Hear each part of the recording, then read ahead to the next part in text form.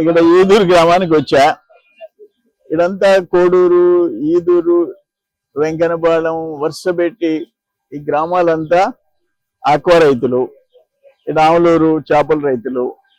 మేము 2 రూపాయలకి irrespective of అది capacity of transformer or KVA ఏది సంబంధం లేకుండా బాబు గారు ముఖ్యమంత్రిగా ఉన్నప్పుడు, చంద్రబాబు నాయుడు గారు ముఖ్యమంత్రిగా ఉన్నప్పుడు 2 రూపాయలు అంటే 2 రూపాయలు అంతే. అది 10 హార్స్ పవర్ అయినా, 100 హార్స్ పవర్ అయినా, 10 ఎకరాలైనా, 100 ఎకరాలైనా 2 రూపాయలు. ఈయన జగన్మోహన్ రెడ్డి నేను 1.5 రూపాయికి ఇస్తా, చంద్రబాబు నాయుడు ముంచేశాడు. ఇప్పుడు ఇక్కడ ఇంతమంది రైతులు ఉన్నారు.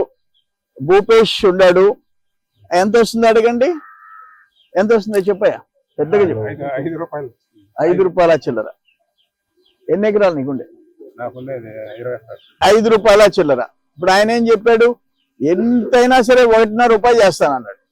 ఇప్పుడు మీరు చెప్పేది 2 ఎకరాలు మీకు ఎంత వస్తుంది? 4 రూపాయలు పడుతుంది. 2 ఎకరాలు 4 రూపాయలు యూనిట్ పడుతుంది. ఎందుకు వ్యవసాయ మంత్రి?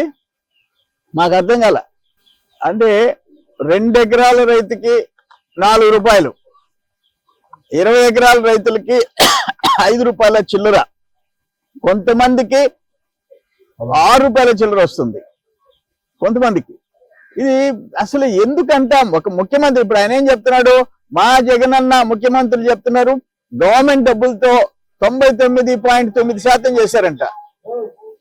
అయ్యా కాకాని గౌతమ్ రెడ్డి వ్యవసాయ మంత్రి, ముఖ్యమంత్రి జగన్మోహన్ రెడ్డి, మీరు 99%, 99.9% చేసేసామన్నారు. 5 రూపాయలు రొయ్యల రైతులకు చేస్తామని చెప్పారా? మాకు అర్థం కాలే. 8 సార్లు కరెంట్ ఛార్జీలు పెంచుతామని చెప్పారా? 4 సార్లు బస్ ఛార్జీలు పెంచుతామని చెప్పారా? అక్కడ కర్ణాటకలో 88 రూపాయలు లీటర్ డీజిల్ ఉంటే 100 రూపాయలు చేస్తామని చెప్పారా? కుమ్ముతామని చెప్పారా? మొత్తం ఆపేస్తామన్నారా? ఆఖరికి చచ్చిపోతే బీమా కూడా ఆపేస్తారా? కుటుంబాలను ఆదుకునే బీమా కూడా. ఇదేనా మీరు 99.9% చేసింది? కొంచెం కాకపోతే కొంచెము ఒక ప్రభుత్వంలో 151 సీట్లు ఇస్తే ఈయన కాకాన్ని రెండోసారి గెలిపిస్తే ఆయన వ్యవసాయ మంత్రి అయితే రైతుల్ని ముంచేస్తారా మీరు? నిన్న పేపర్లో వచ్చింది, స్టేట్ న్యూస్ లో, ఒక పట్ట రైతులకి లే, ఒక స్ప్రేయర్ లేదు, ఒక రోటివేటర్ లేదు, కల్టివేటర్ లేదు, ఆఖరైనా బోరాన్, జింకు, జిప్సం ఫ్రీగా ఇచ్చాం. మేము మొదట 50% సబ్సిడీ, నేను మంత్రి అయిన తర్వాత ఫ్రీ. వ్యవసాయ మంత్రి ఏం చేసుకుంటున్నాడు? అదేమంటే మేము పగలు కొట్టేసామని చెప్తాడు. అందుకని అయితే ఒక్కటి ఆయన చెప్పాడయా, ఒక్కటి మాత్రం మాట మీద నిలబడతానన్నాడు. గ్రేట్ కాకాని ఆడ డేగపూడి బండేపల్లి కెనాల్ చేయకపోతే ఓటు అడగనన్నాడు, చేయలేదు. 24లో ఓటు అడగనన్నాడు. అది మీ అందరికీ వీడియోలో వినిపించా. ఇక్కడ నేను ఎమ్మెల్యేగా మంత్రిగా ఉంటే ఆడ పోర్ట్ లేయకూడదు, కంటైనర్ పోర్టు ఉంటది, అది లేస్తే నేను ఉండను అన్నాడు. పోస్తే ఉండడేమో, మాట మీద నిలబడతాడు కదా ఆయన తోడేరు రెడ్డి గారు కాబట్టి మాట మీద నిలబడతాడు. రేపు 24లో ఓట్లు అడగడంటే ఒకటి అసలు మంత్రిగా ఎమ్మెల్యేగా ఉండడంట. నేను చెప్పింది కాదు ఇది. కాకాని గోవర్ధన్ రెడ్డి కృష్ణపట్నం కంటైనర్ పోర్టు లేచిపోతే నేను ఉండను అన్నాడు. అది లేచిపోయింది. జనవరి 31కి లేచిపోయింది.